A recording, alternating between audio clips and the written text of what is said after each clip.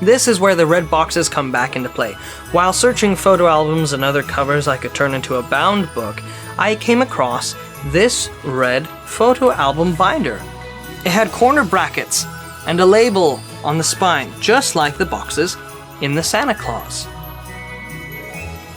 It has worked great for me, because I print off my pages and then I insert them into page sleeves, and I can update them whenever I need to without worrying about upsetting the order of the other pages, etc.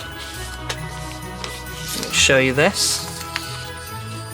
So this was for my gran and Len, my children. This is the original design. And then this is the new design, which is based off of the list in the Santa Claus. I paused it and zoomed in and made something very similar. This is probably as close as we're going to get for a little bit.